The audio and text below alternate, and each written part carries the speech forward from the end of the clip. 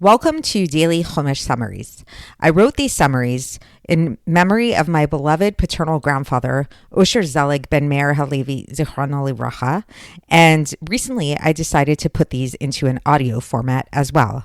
If you'd like to be added to the email list so that you can receive these summaries in written format, please send me an email to itistaught@gmail.com, or else you can follow the link in the show notes of this episode to be added directly. There's also an opportunity to sponsor an episode of this podcast, which you can do by visiting itistaught.com and then clicking on the link that says support this project.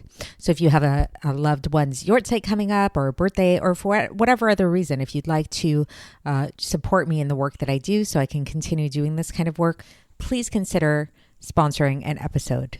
And finally, if you enjoy this podcast, please consider checking out my other podcast, the It Is Taught podcast, where I focus on the daily Tanya portions in a way that is meant to be down to earth and relatable and accessible to all.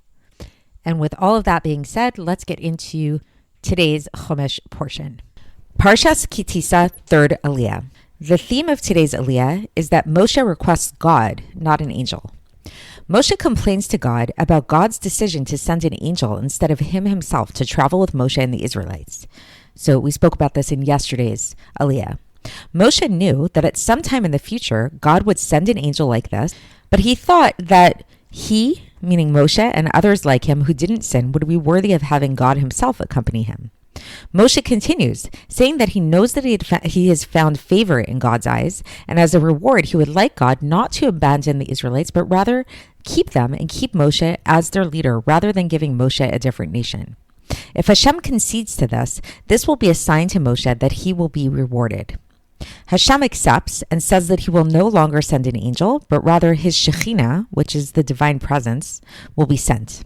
Moshe responds that if God were not to send down his Shekhinah to be with the nation, they would have no way of knowing if they were finding favor in God's eyes or not. Moshe also requests that God only shine his Shekhinah on the Israelites and no longer on the other nations, so that the Israelites should be set apart from the other nations. And that is the end of our Aliya for today. So pretty short relative to some of the longer ones that we've been having lately. And I'll speak to you tomorrow.